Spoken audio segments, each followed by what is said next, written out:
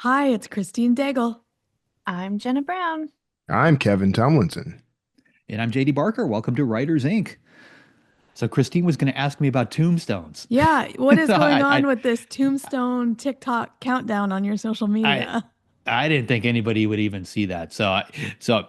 I'm guessing a lot of people that listen to the show are probably following what's happening with TikTok. So they had they appealed to the Supreme Court, like a look on the state level. It got kicked back. So the only thing that can basically save TikTok at this point is if the Supreme Court decides to take up the case. So I've been watching this really closely. I just started posting tombstones on. I've been putting them on Threads because like that's the only social media platform that I don't really have a presence on. Like I've got a profile there, but I don't do anything. So I didn't think anybody even saw those. But yeah, I've been counting down since like 45 or something. Yeah, apparently Christine knows all my social media accounts. Yeah. Like on TikTok though, like if you scroll it, like the chatter is just weird because a lot of people, are acting as if this isn't going to happen. And then other people are saying that you need to move to another platform called Lemonade, they've made it very easy to migrate everything. Like you basically just turn it on and like it will migrate all of your TikTok data over. But the problem is it's owned by the same company that owns TikTok. So as far as I know, from a legal standpoint, it's going to get shut down when TikTok does. So I don't know if that's a viable option. And then I've seen other people say, well, Trump loves TikTok. He's going to save it. But there's a reason that the ban goes into effect on January 19th instead of January 20th. Yeah. And as president, he can't overturn, something that was passed as law in a bill. He can't do that with an executive order. So at best case, he can, tell the Justice Department not to, pursue it. But I don't know if he would even go that route because that would set a whole other precedent. So I mean, from what I can tell, like this thing is going away. I'm just surprised that people think Trump likes TikTok. I mean, maybe he does. I'm not on the platform. I just thought Twitter was his thing. Nah, he doesn't do anything on Twitter anymore. Hasn't since he got booted. He gets his stuff. He does all his stuff on his own platform, Truth Social. That's where he Mm, spends his time. Yeah, I think the reason that they're bringing up Trump with TikTok is because in a lot of ways it helped him win the election. He got a ton of support on TikTok oh, from I see. younger demographics that he wouldn't have received before.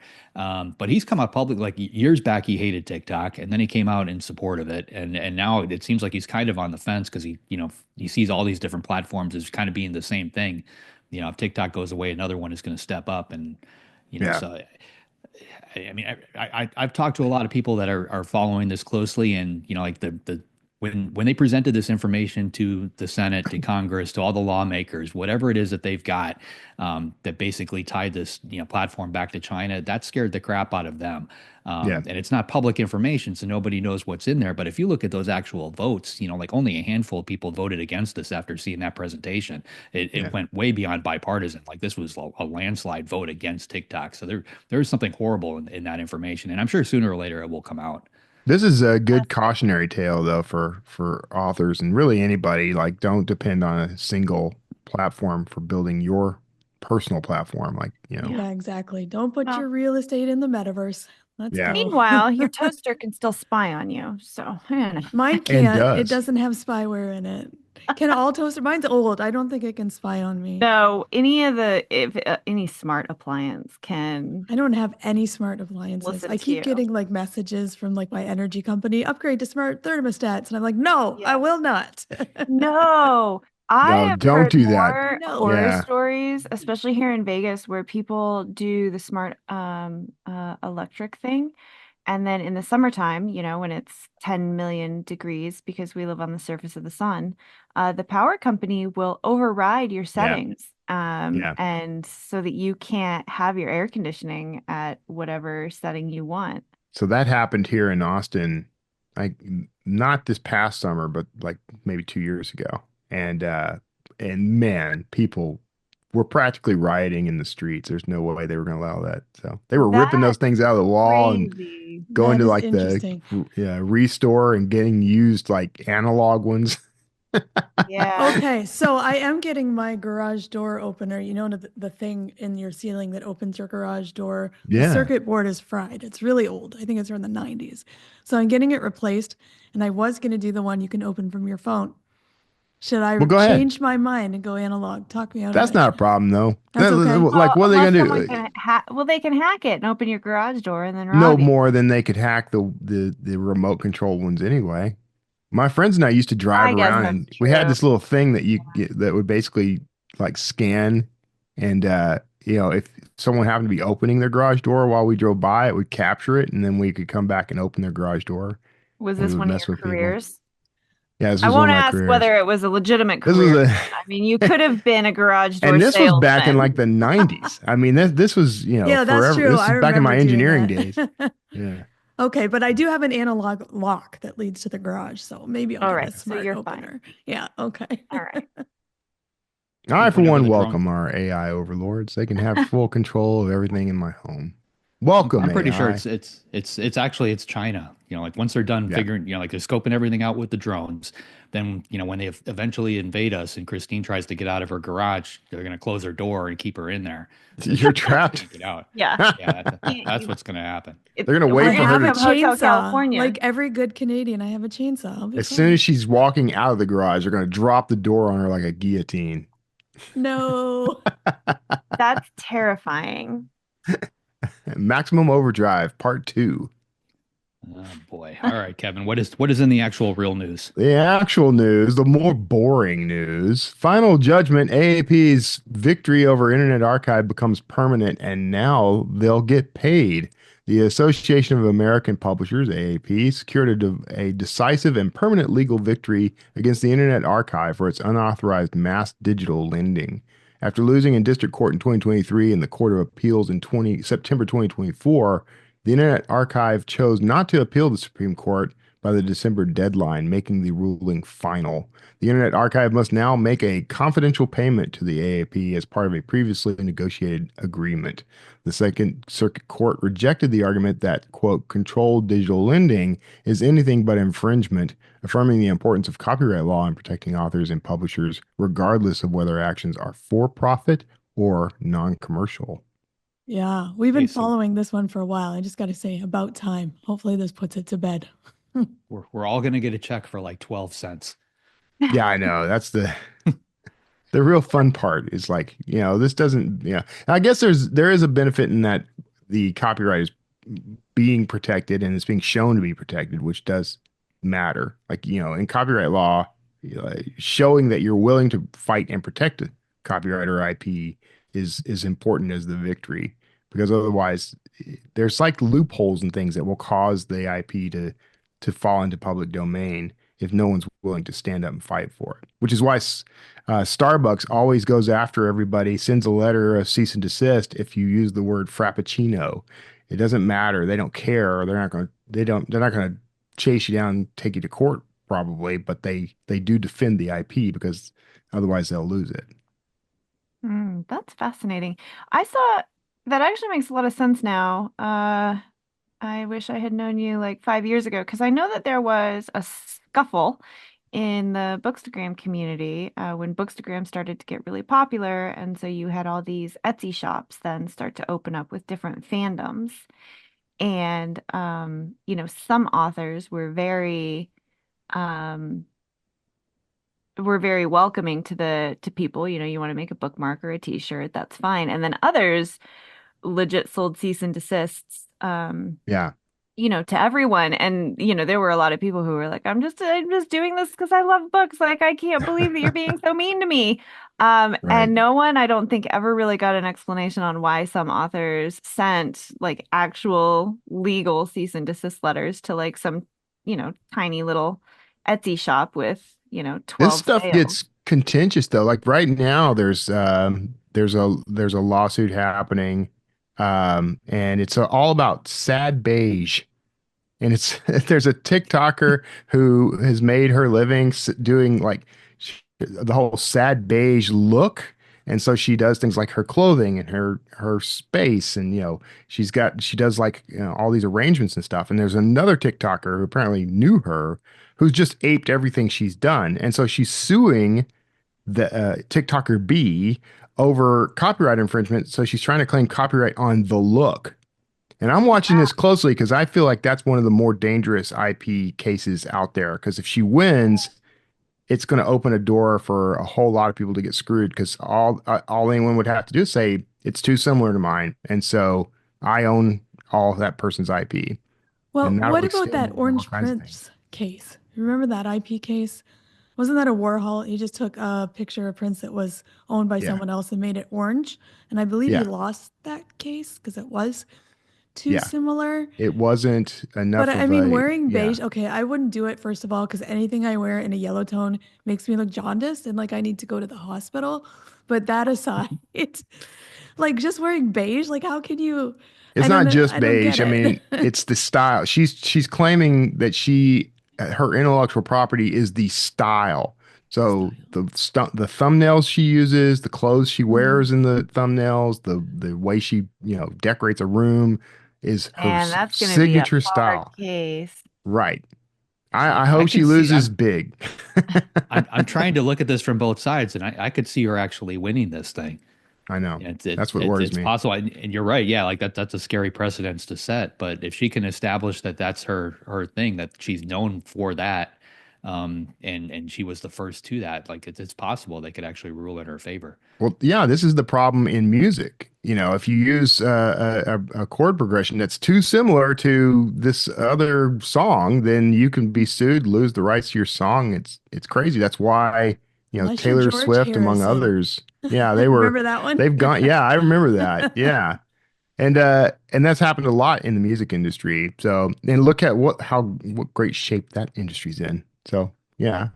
We should fight this. We should lend our voices, and it's happening in a Texas court. So I'm hoping my I'm So just I Texas just want to brethren. know when I start it, making my Silas 64 t-shirts if JD's going to send me a cease and desist. No, just kidding. oh, absolutely. Absolutely. Right after I go outside and hang my beige flag in support of this whole thing. Okay, perfect. Sad beige, JD. All Sad right, beige. Sad face. OpenAI. Let's get the next story. OpenAI has finally released Sora. OpenAI has finally launched Sora publicly. The tool turns text into video with highly impressive results. Sora can also animate images and remix videos. It's available now for ChatGPT Plus and Pro subscribers in the US, with a wider rollout coming soon. The launch follows criticism from artists who say that they were used for unpaid testing during development.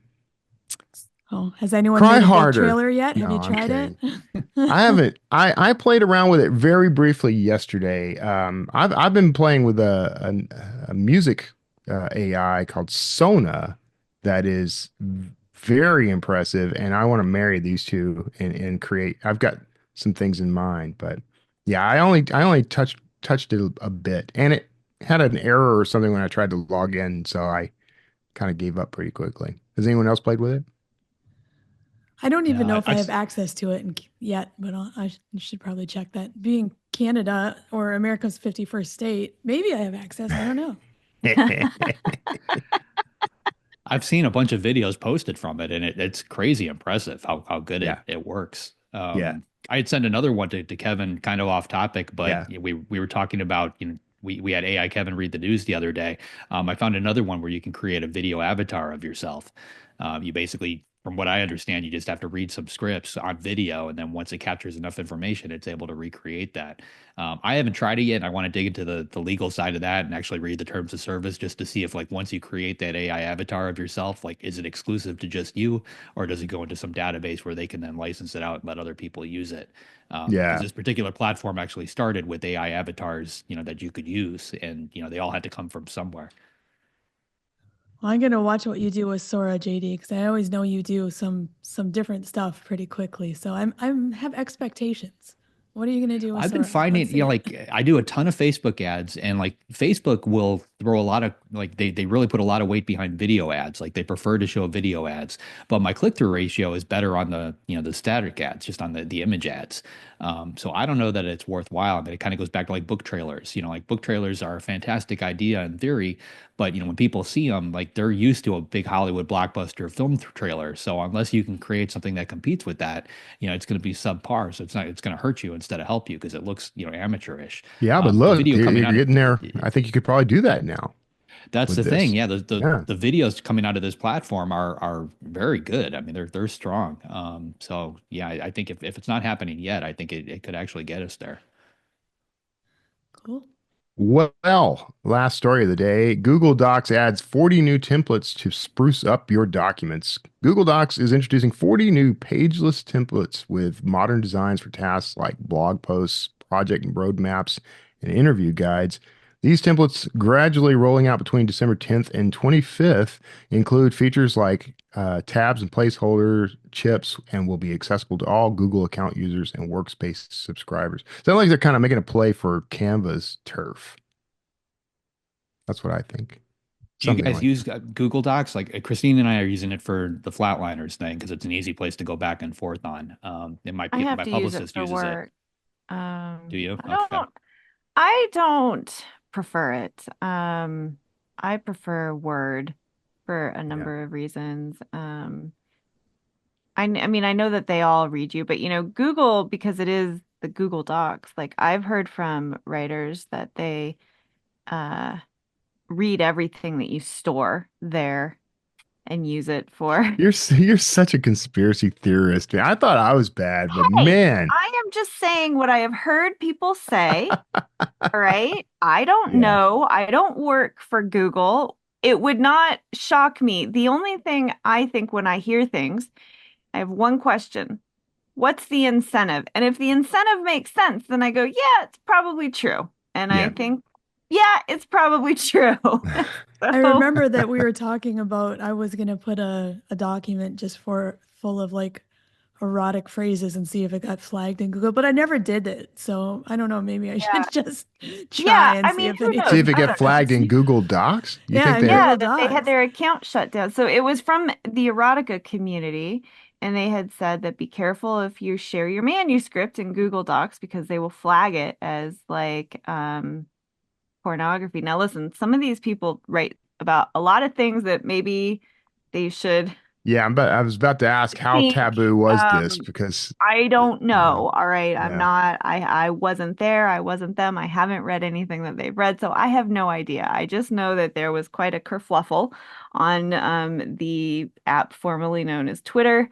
And I just tucked that piece of information away and thought, all right, well, let's see what happens. But, everyone is using your data to train their own version of AI and algorithms. And that's true because you can talk about something and an ad will come up for it. Like that's a thing that happens. That's not a conspiracy. So, Yeah, I've found it pretty interesting that no matter what book I ask about, ChatGPT always knows how to answer me. So, hey, in my book Girl in the Mayan Tomb, I talk about owls. Could you tell me what I wrote about owls? And it gave me a whole thing about what I wrote about so, owls.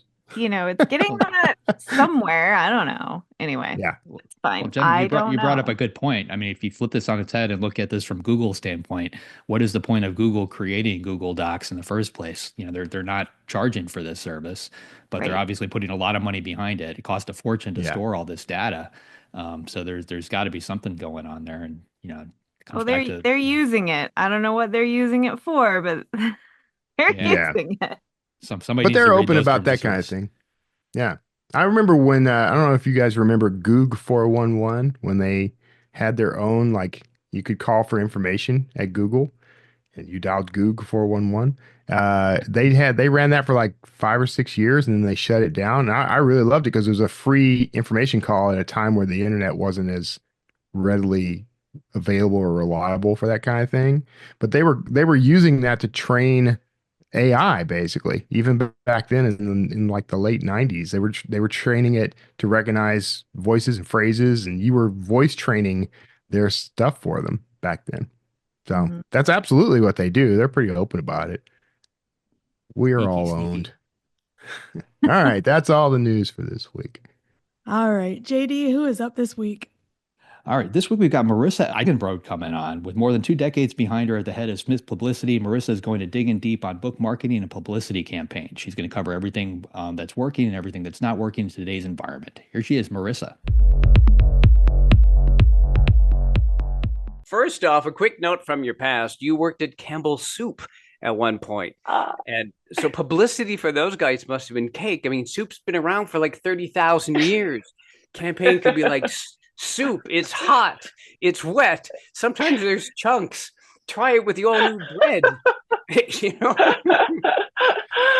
Oh What- my gosh. Sure. how did you get involved with Campbell's? That must have been an amazing experience. It really was. Campbell's primary headquarters is in Camden, New Jersey, which is not too far from where I am right now in Cherry Hill, New Jersey. So my dad actually worked at Campbell Soup for 27 years. Right. And so that was kind of where, a little nepotism in the world of Campbell Soup. I had a little bit of an inroad to first a department that had never had an intern before. So first I started off with an internship, and they never had someone come in with that. And it was a department called Campbell's Kitchen, which it actually was all about doing the recipe testing for the recipes you see on the back of a can. So if you're going to do cream of mushroom soup, what does the chicken noodle casserole look like when you're using that? And how do we create the content and the description for the back of the can, and make sure all the details are right on it, and test a few different ways of how much paprika do we put in, or this or that. So that was a really fun inroad. I got to taste a lot of things and be a part of that. And it, my eye came into the kind of editing and writing of it all. And then the next summer after that, I got to work in the public affairs department, where it was a really interesting combination of more internal communications was what I got to be a part of, which was really special. Seeing how important that was at a big corporate level of what we say, externally, what we say to our customers, our stakeholders, our investors, is equally, if not more important than what we say to our internal employees around engagement and how we roll certain initiatives out and such. So that was really interesting to see kind of both sides of the coin in that corporate environment overall. And one little thing that the history there doesn't tell you, the overview of my time at Campbell's before doesn't tell you, is that why I was an intern there while my dad worked there. There was an amazing CEO named Doug Conan, who was overseeing Campbell Soup at the time. Fast forward many years that I was at Smith, all of a sudden the opportunity came to be that, and what people can't see is I'm pulling a book out of a stack right here. This is Doug Conan's book, and we got to promote it all these years later. And so it's a really full circle moment to get to watch Doug be a CEO, and an amazing CEO at that, at Campbell Soup, and then to actually get a chance to promote his book many years later here at Smith. So that's very amazing full circle Campbell Soup moment there. That must be very, very cool. So how did you go from Marissa? You ended up being, it was a bit of a family business at Campbell Soup, but then suddenly you're moving into book publicity, which is a pretty, I don't want to say niche, but it's especially when Dan Smith first started, it was pretty unique, especially with independent authors. Absolutely. So I knew that I wanted to get into the world of PR. It was what I studied in college. It was what I had really saw that I loved writing, but I liked it in a succinct way. I liked communicating with people. And so I graduated in 2008, which was a wonderful time to graduate, aka recession year. I, through a mutual friend, found out about this small book publicity agency in Cherry Hill, New Jersey. I said, well, I like reading. I like books a lot. I didn't know book PR was an option when I was in college. I kind of thought about the entertainment side of it in terms of movies and TV and fashion and such. And I interviewed. I got the job as a publicist here. And 15 years later this month, here I am still. This was where I was meant to be, truly. I'm so thankful for that connection 15 years ago. To not only end up at Smith, which is truly my second family, but to end up in this world where I have met so many brave people, because that's what authors are. Authors are brave individuals. They are willing to put their ideas, their thoughts, their inspirations, their vulnerabilities on the line and on the page, and we get to represent that. So I'm so thankful that, serendipitously I ended up here. Well, we love you being here. Anything to support what authors do, obviously. Some nuts and bolts. We always hear in the world of publicity, there's no such thing as bad publicity, and I wonder if that's true, especially because there's a bit of a social media trend at the moment. It has been for a while, of like putting out posts will get attacked, because then that raises the engagement, and then you can grow followers that way. So so these days, does that maxim still hold water, or does it mean more because of how social media works? Is bad publicity as good as good publicity? is it great to have your viral moment if you get to have one? Sure. Is that going to bring a lot of people into your, I like to call it your brand ecosystem that you kind of create around yourself as an author? Absolutely. But are they going to stay with you is the question. And so when you do, post something that you hope evokes a certain response from people, and is it really truly going to keep people engaged? Is it just for reaction's sake, or are those people actually going to take action? So it's one thing to have some followers, but are those people going to buy your book? Are they going to, if you're like in the nonfiction space and you offer other offerings like courses or speaking or whatever else it could be, or just in general, you have something else beyond a book for someone to engage with, are those people actually taking steps toward that engagement, or are they just following along to see what you're going to say next? And so I think that there's, I like to say there's riches and niches, and a lot of other people say that too, but I would rather see someone really emphasize and put their energy into efforts that are going to really truly build engagement and connect with your audience. So in the whole element of all publicity is good publicity. I think as long as it's reaching your target audience in some way, it is. And I'd rather see it be something that's really authentic and true to who you want to be as an author than trying to do something just so you get people riled up. And I guess it goes to something I know you've spoken before about the idea of launching a brand rather than just a book. So you might get attention for the book at this moment, but social media and things that are online, this is forever now. And so if you get kind of known for this moment in time, that might get you that attention in the beginning, but it might hurt you in the long run. So what is it? Consideration is that when you're launching a book, that you're also launching this legacy. I mean, how much does that play into this? Yeah. For most authors, their book is not the only thing they're ever going to launch. It's not one book and done. Sometimes it's multiple books. I actually just had a really lovely conversation with an author last week who is coming up on her 9th book next year. And she has done a fantastic job of, just building engagement around each of her launches. But it's almost as though she launches a book, she does things around the launch, and then she moves on to planning on the next launch. And there's time in between there where you get to connect directly with that individual, where it's not so much that you're celebrating a new launch anymore. You're not talking about a pre-launch yet, but you're in this limbo stage a little bit of that. And so I think that's an important thing to think about before you launch your first book, or even if you're coming up on your 9th book, is taking that step back and really thinking about, I like to say, what's at the trunk of the tree? It's this brand. It's this, everything else is a branch off of it. And each of your books and each of your offerings, but the trunk is the thing that sustains. And it doesn't, any book has an expiration date on a little bit in terms of the attention it can keep garnering. And so really you're thinking about who you are in this whole process, what your role is, what this brand that you want to develop is going to be, and how you can ensure that as you're coming up on each launch, that you have this community of engaged individuals who are going to be excited to support each of your launches. And so there doesn't need to be that in-between phase of, launching a book, getting people excited, and then keeping them engaged in a bit of a simmer, and then kind of having the pot boil over again as you get ready for that next launch.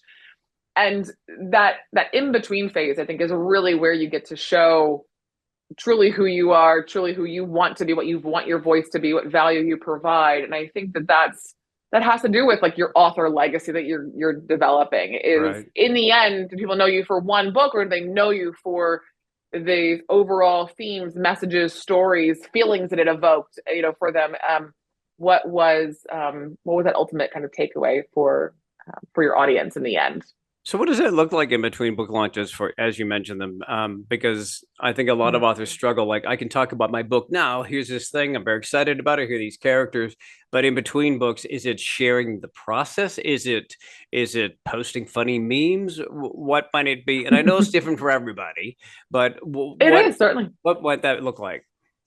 Yeah, I always love, you mentioned first, sharing the book process a little bit. And I think that it's really great to be vulnerable as is comfortable for you and it feels authentic for you. But even saying, I'm exhausted from the last book, and yeah, we're still building energy, but I'm exhausted. I'm ready to take a little bit of a break. It doesn't have to always be sharing what we're jumping right into the next book, what that mentality is.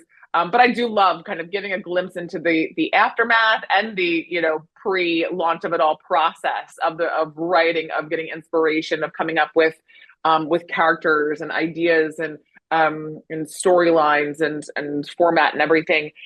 I think it's also, again, it really dives into how much you want to get into yourself, your personal life. I'm certainly not saying to post all of your, coffee pictures at breakfast. It's not that at all, but it is a little bit of, maybe for your next book, or maybe you go on a family vacation where you were really inspired by something and you talk about that, and a certain, location you went to, or a restaurant that evoked a certain feeling. I'm saying the word evoke a lot today.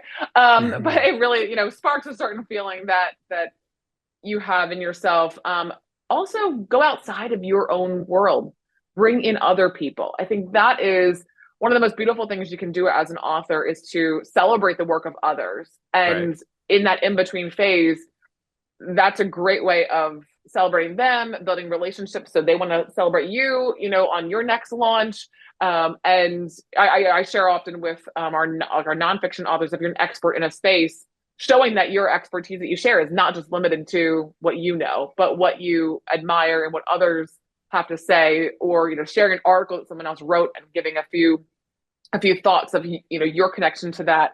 So it could be that if you're a fiction author in the thriller space, and there's another thriller author who you think is, kind of runs in parallel with you a bit. Yeah, it's friendly competitors, share their, content too, and share your thoughts as well. It's funny.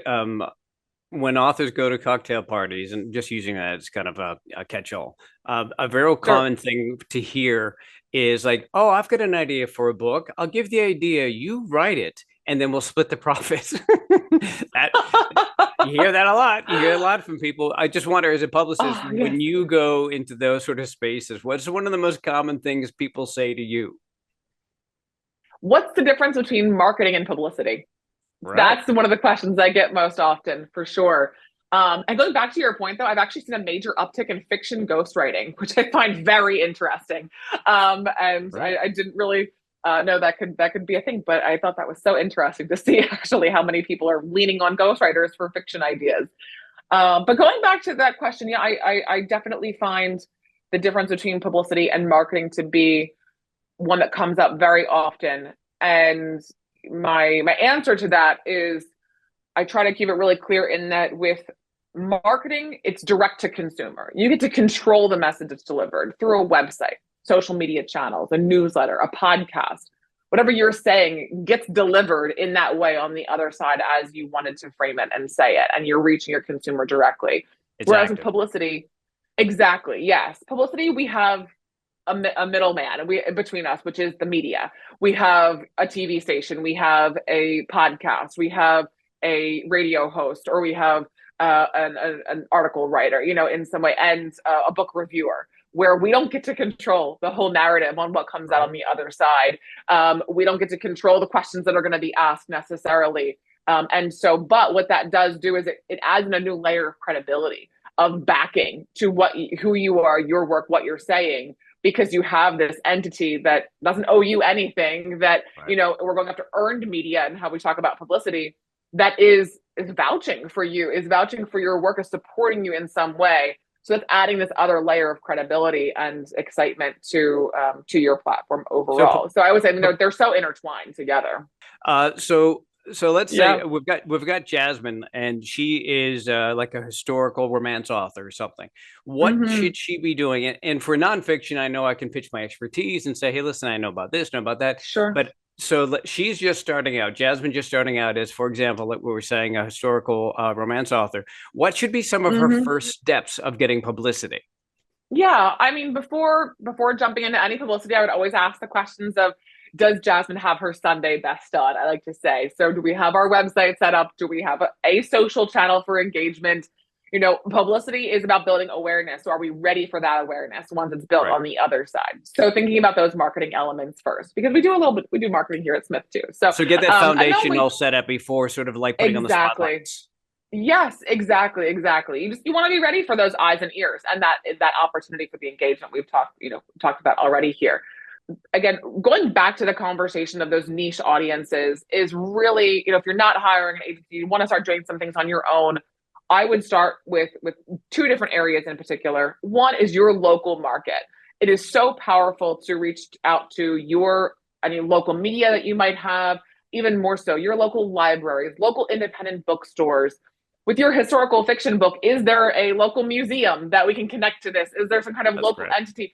Think outside of the book box, I like to say. No matter what your genre is, again, where does your audience live? And so it's when you have an event at a bookstore, there's so many different genres that are housed in that bookstore that everybody's not necessarily always coming there for historical fiction or for historical romance. But if you have a place where people are seeking out historical information, if there's a book club in the area or a romance writers group that you can be a part of, really starting with those grassroots efforts truly can be so impactful in building some very authentic connections and building up a following and just connecting with people who are really going to be able to lift you up. From there, I would jump over to the social media worlds, the bookstagrams, the book talkers and stuff. And we don't have to jump up to the people who have 2 million, 3 million, 5 million followers. Finding some really great individuals who have condensed followings in that area. So instead of finding a book talk influencer who covers all fiction genres potentially, or a lot of literary fiction, find someone who's really excited and passionate about talking about historical romance and diving into, a group of those individuals. I will tell you, even in our work, if we have a list of 50, we might get 10 who respond. So you understand that, not everybody is going to write back, and that's okay. It takes work and it takes a lot of effort there.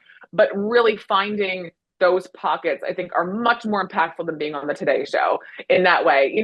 Today Show is a brand elevator, but when we're especially in those early stages, you want to build that community up, and that's going to come from those really super engaged, condensed audiences. So those are a couple first steps. That sounds great. So what does that approach look like? So if Jasmine's going to approach somebody on Instagram, and a lot of authors are introverts. So what does that look like? Am I sending like a DM? Am I sending? Am I sharing something with them? Do I need to send them a hard copy of the book? I know it's different every time, but in a basic sense, what does that approach look like? With social media, you'll notice there's a lot of visual elements to that. So physical copies do come into play a good bit. You'll see often if someone's reviewing a book, they're holding up, a copy of the book in a lot of cases. So that doesn't mean you have to have hundreds of copies sitting, ready at your whim to mail out. But I think just having a handful, maybe, 20 copies, at least for some promotional efforts, is just great to have on hand. It's also great to, if you're going to go to like an in-person place to be able to have that book to show off and maybe leave with a librarian, leave with a bookstore manager or something like that. So, it's important to have your promotional pile. You might want your pile for family and friends too, but just think about your promotional pile of physical copies there. And in terms of the outreach, one thing that's really helpful to have, no matter who you're reaching out to, is a one-pager too. Is a one-page document. You can use Canva for free and design something really great in there.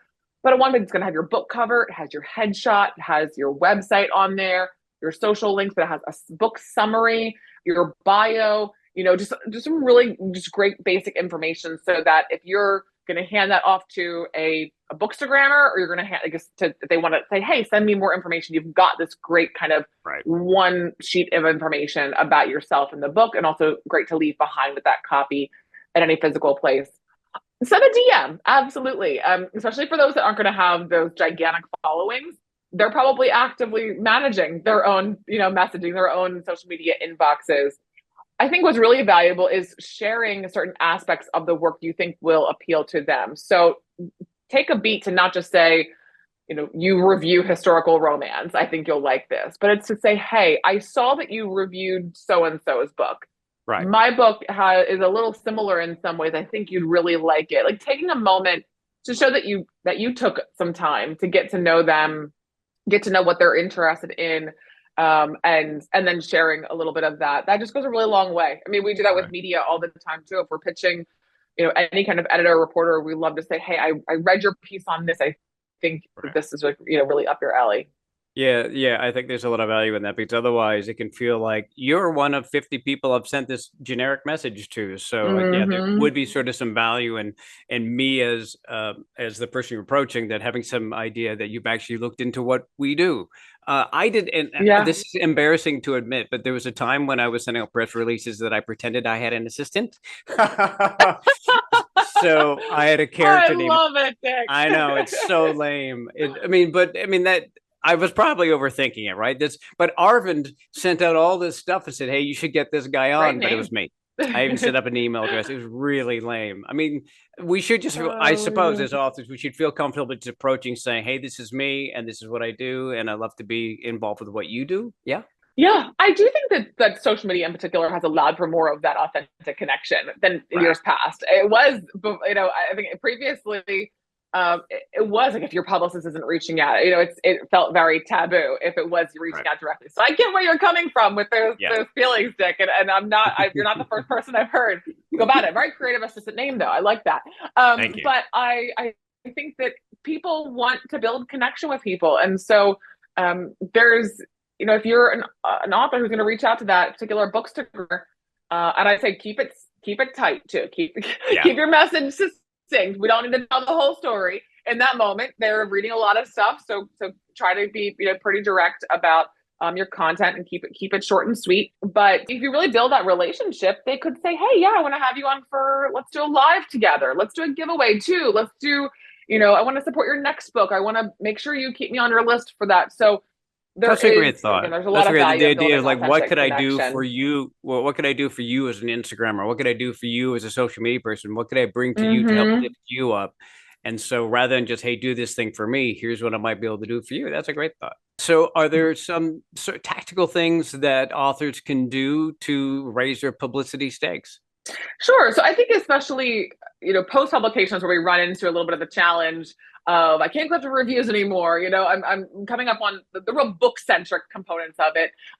What's left at that stage? And, we're really, really big fans of, looking at your book awards to submit for at that stage. Looking into NetGalley is just still a really great resource for reviews, for keeping that energy going, and Goodreads giveaways too. Always, talking about Goodreads giveaways are great post-publication using the ebook format too. So you're not having to send out a lot of physical copies. Can be a really great way to invigorate some fresh reviews and have those cross-posted to Amazon and such too. So 15 years at Smith Publicity. What's one of the biggest changes you've seen over that time? I mean, social media, obviously, but is there? I mean, but there were, for the longest time, press releases and book trailers and all this. Has some of those relevancies changed over those years? It's a lot. It takes a lot to be an author today. It is a full-time job on top of the full-time job that most authors still have. It's the majority are not full-time authors, and so it's certainly not lost on us in the time and the commitment that it takes to be an author today. And so that is certainly, because 15 years ago, we got to just say, "Hey, I wrote a book. Let's talk about it," and hold it up and show off that pretty cover. And that's not often the case anymore. Where that is that kind of that easy inroad, and you just sell books because of that. So that certainly has been a big change. Just the emphasis on author involvement, author platform, author content development. I will say that very apropos to the format of our conversation here, but the role of audio in the entire publishing industry as a whole, podcasts, audiobooks, I think it has just been such a huge shift and change from the time that I've been here, and just seeing the impact of both formats in creating opportunities for sales through audiobook, of connection with people. I think again that same thing applies in terms of connection on the podcast side too, where you're able to provide a format of that is just so, people are so voraciously consuming the audio format today. And I remember those couple of years in there where we saw the ebook numbers ticking up, and we said, "Oh my gosh, our ebook's going to take over print. What's that going to look like, in this world?" And then it started to even out, and we have to thank Gen Z and the younger generation. I think it's Alpha is next, for truly reinvigorating the physical book. It's been something that's beautifully, started to go majorly on the uptick again.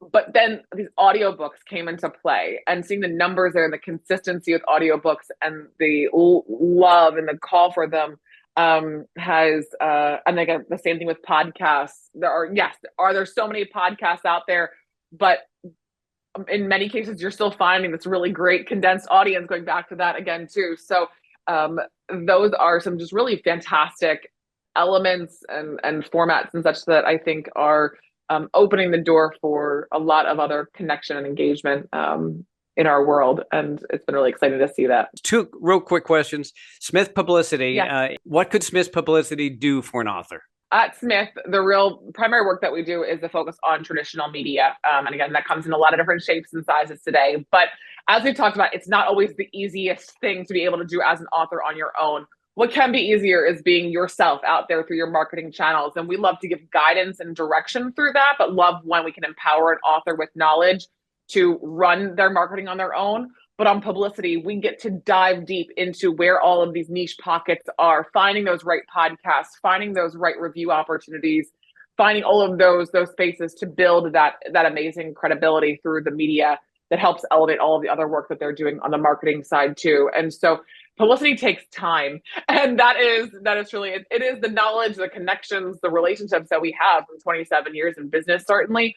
But I think one of the greatest values of having the publicist on your side is that they can bring all of that, but they can also bring the time that it takes to find those opportunities, to open those doors for you, off of your plate, and allow you to focus on those real engagement points with your audience. Great. Last question, and I'll put it on you. What do you think, publicity-wise, one of the biggest mistakes authors make, be it a new author or someone who's been around for a while? If you could go and just go to grab authors by the shoulders and say, stop doing this one thing, what might it be? I would say is putting all of your eggs in the top tier media, national media basket is, I heard it from all different levels of authors, is just saying, I only want the Today Show. I only want the New York Times. I only want this or that. And outside of the competition that lives in those spaces, yes, we always go for those things, but you are just missing out on beautiful opportunities for connection in other areas and truly reaching your target audience when you limit yourself in that way. So that'd be the mindset shift I'd love to see for some people to have. Great. Thank you. Marissa, thank you so much for joining us on the show. Really, really appreciate the time. Thank you, Dick. It was great to be here.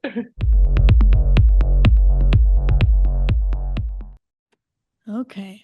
I thought Marissa brought up an interesting point, and it's something I've been thinking about.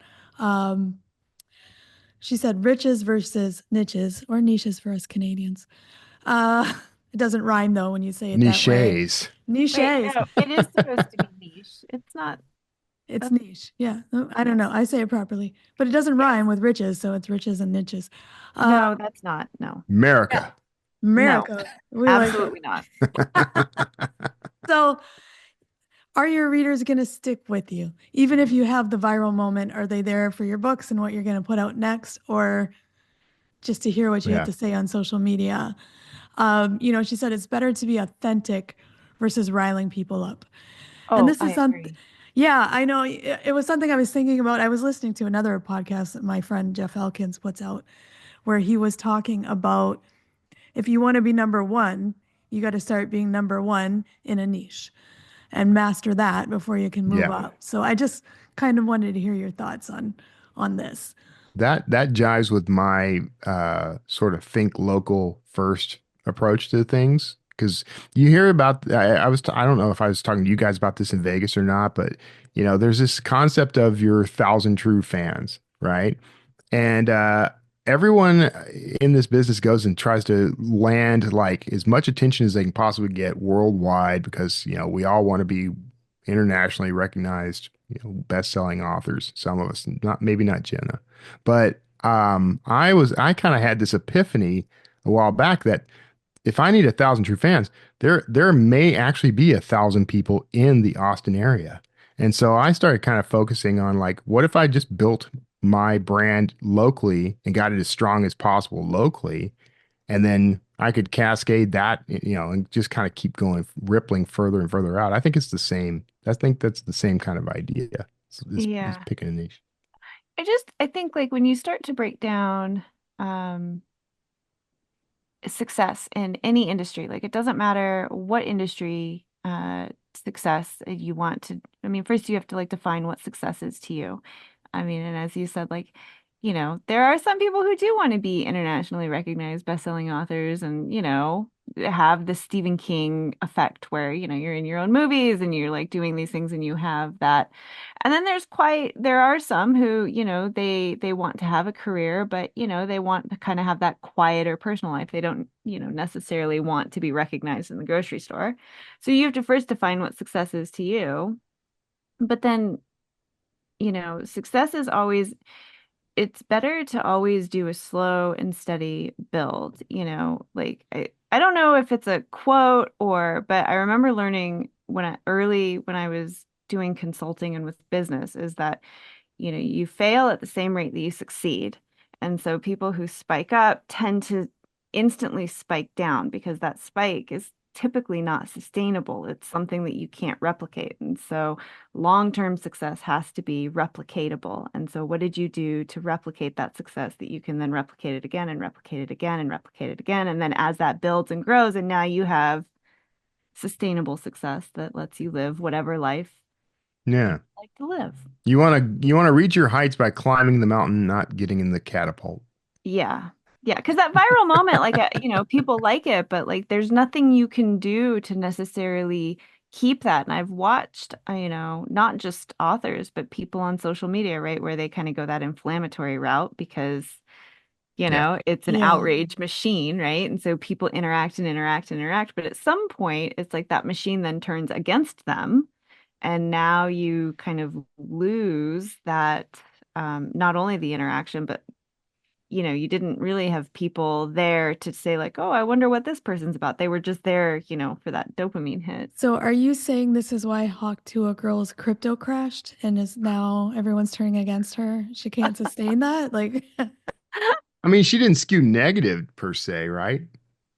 She I don't know. I don't actually know. I heard someone was trying to get her to go to jail, but everyone wants a lot everyone of people want her to go to these jail. days, so I have no idea. I'm just waiting for her movie to come out.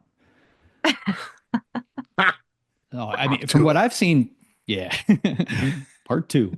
In the world. From what I've seen, like anything that works locally will work globally. You know, so if you find a formula that'll work on a small level, a lot of times you can scale it. Other than like personal stuff, you know, things that you're doing on your own. So, you know, Kevin, for example, in that area, you know, if you're going to local stores and you're making your presence known and you're getting to know everybody, you know, that's something you can't necessarily replicate on a large scale level because you can't travel to that many places, you can't be in that many places. But when it comes to like print ads, online advertising, things like that, I think anything that works small will also work big. And it's worth testing stuff in a small area first to see if it works, you know, before you expand. You don't want to throw $1 gazillion behind an ad campaign on a national basis, not knowing whether or not it's going to work, but you could test it in one market. If it works well there, you test it in 2 more. If it works in all 3, then maybe take it national. Yeah, I think that's important. Like it's too nebulous to start to be number 1 in the world, like to try to be the number 1 thriller author. Like if I'm like, oh, I want to be the number 1 thriller author in Ontario, maybe that's too big. Maybe it's Southwest Ontario. And you have to really figure out what works on a small scale before you can scale it up. I think that's absolutely true. Yeah. Were you going to say something, Kevin? Did I cut you off? No, I'm sorry. I'm being OCD about something on my microphone. Oh, okay, no worries. So, you know, she also talked about how it's not just book launch, like you have to connect between launches with your readers. So I'm curious, what do you all do to connect with your readers between launches? Because I find that kind of perplexing sometimes too. Well, a lot of authors don't get out there at all, at least on the traditional side. You know, like they're out there for those, you know, couple weeks to a month where the book is actually out, and then they've got their book tour. A lot of times it's all happening at the same time. And then they vanish again, you know, for a year or 6 months until that next book comes out. So that's kind of worked in the past. I don't think it works in today's world. I think honestly doing stuff like this, Writers Inc., we're out there once a week, we're in front of people. I think that kind of thing is helpful because it's not tied to a particular book. In my world, I've got a ton of books coming out, so I'm putting out enough books where I can keep talking about them. Where I'm running into a problem is like trying to figure out, like I do probably 3 to 4 interviews or so a day at this point, and I need to figure out when those are going to actually air because an interview I do today may not come out for 3 months, and like the book that I'm pushing 3 months from now may be different from the book I'm pushing today. So I've got to try and figure all that out too. Man, I'm constantly trying to talk to my platform. That's one of the reasons I do. So I have a Substack that I do weekly, and that's kind of my newsletter, but it's also my outreach because Substack helps me bring in subscribers, free subscribers usually, but some paid as well, but from their stable of readers. And I make the rounds on social media and that sort of thing, and it's all very personable and engaging is the goal. I want to touch base with these people as often as possible. I want my name to be top of their mind. Someone joined Substack, and it alerted me, but they joined Substack, and in their you have to write a little bio about yourself, and they said, I'm a huge Kevin Tumlinson fan. And so I screen captured that, and I asked if it was okay. I shared that in various places because I'm like, that's what I want. I want people to, it's not necessarily about stroking my ego, but I think there is a sort of add-on effect that happens when people see like someone in their community likes something. They want to try it out too. They want to like it too. So I want to encourage that as much as possible. That's very cool. Yeah. And it was not my mom. It's not by your the mom. way. So I know it's the first thing everyone's going to ask. I'm going to double check on that to make sure that it's not your mom. She also suggested book awards, NetGalley, Goodreads giveaways. I know, JD, you do NetGalley and Goodreads. What about book awards? Do people apply for these? I do. You do? Yeah. I get them in my email sometimes and I'm like, is this legit? Who is this? Like, I don't know. I don't know that it's ever netted me much in terms of new readers or anything, but I think there's a little bit of street cred that goes with being able to say that you're an award-winning author, and so I do it. And that part may be more ego for me. Like I want to know that my stuff's good enough to win something, but I think it is. I don't think that it's going to move the needle on sales for you per se, but I think it does help with name recognition. And I'll do all kinds of crazy things. That's the only reward for me is that more people know who I am. That's kind of the point. The more people who know who I am, the more likely it is they're going to try one of my books, and then that might lead to other things. I think it comes down to that one line of credibility that everybody, like authors, put right above their name. Like when you first start off, you want to have something above your name. So if you can say award-winning author, right above your name, that's I think it's an easy first step. Then best-selling author, if you hit a bestseller list, that can go up there. New York Times bestseller can go up there. Amazon bestseller probably could. It's gaining a little bit more traction than it did in years past. But like each of those things, I think like once you get one, like I'm a New York Times bestseller at this point, so I would probably never put award-winning author anymore on there. There's like a tier to it. But I think any of those are beneficial from a marketing standpoint. They do create some credibility for you. That's why I put best smelling author on all my books, and I think that Kevin Smith would agree. Well, I don't know. You smelled him. I'm not sure if he. I think he got a nice whiff of Kevin in front of him too. It was hard to avoid. Oh my God. Dude only comes up to like my chin. And JD, who is up next week? Oh man, next week we've got Tom Bromley coming. God, Alex, sorry about that. Let me try again. Next week, we've got Tom Bromley coming on. Tom is an author and ghostwriter of over 15 books, including prize winners and international bestsellers. He also has over 2 decades of experience in the publishing industry as a commissioned editor at Little Brown and Portico. He's taught novel writing for a number of universities. He's basically a wealth of knowledge on both the writing and publishing front, so he's going to be here to tell us all about it. Sounds great. If you'd like to be notified as soon as new episodes publish, make sure you go to writersincpodcast.com and sign up now. We'll see you next episode and have a great week of writing. Thanks for listening to this episode of Writers Inc. Access the show notes and leave a comment at writersincpodcast.com.